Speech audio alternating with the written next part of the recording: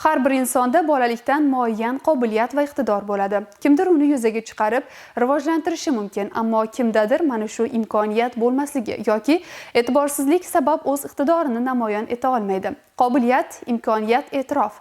Mana shu loyihasi doirasida viloyat prokurori tashabbusi bilan chekka hududlardagi iqtidor egalarini aniqlash maqsadida Baxmal tumanida turli yo'nalishlar bo'yicha musobaqalar o'tkazilyapti.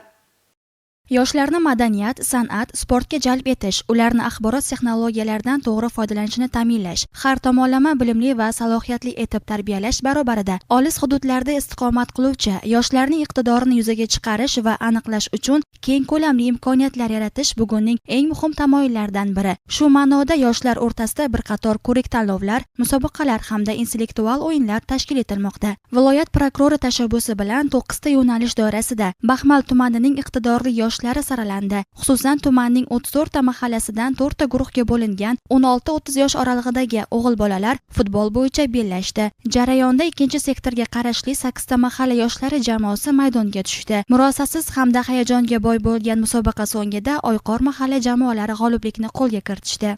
Hozirgi kunda muhtaram yurtboshimiz tomonidan biz yoshlarga juda keng qamrovli sharoitlar yaratib berilmoqda. Shuning jumladan viloyat prokurorimiz tomonidan o'yinlar amalga oshirilyapti. Shu jihatdan biz Baxmal tumanida tuman prokurorimiz boshchiligida, ichki ishlar boshchiligida sportning futbol turi bo'yicha keng ko'lamda anaqa o'yinlar amalga oshmoqda. Bot orqali ro'yxatdan o'tdik va jamoamiz tashkillashtirildi. Bugun o'yinlar juda shiddatli avj olmoqda. Tuman boshchiga chiqib, tuman boshida o'zaro sektorlar bilan birinchi o'rin olgan komandalarning o'ynab viloyat bosqichiga chiqish niyatimiz shu.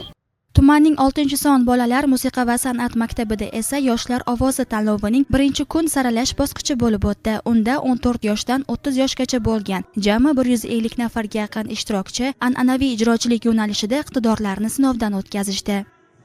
Qutlug'obod mahallasidan qatnashyapman ushbu tanlovga. O'zim bir sinab ko'rmoqchi bo'ldim. Oldin hech sahnada o'zim sinab ko'rmagandim. A'lo darajada bo'lyapti hammasi. Raqobatchilar ham juda yaxshi. Yoshim 22 da. Jizzax davlat pedagogika universiteti musiqa ta'lim yo'nalishini tugatganman. Qo'shiq aytib ko'rmaganman. Hakamlar hammani o'zini darajasiga qarab, yosh toifasiga qarab o'z baholarini qo'yib bormoqda. Kelgusida shu musiqa yo'nalishida ketib, o'zim ham o'quvchilarga shunaqa dars berish niyatim bor. Ma'lumot uchun shu kungacha 9 ta yo'nalish bo'yicha jami 8 mingga yaqin yoshlar onlayn ro'yxatdan o'tishdi.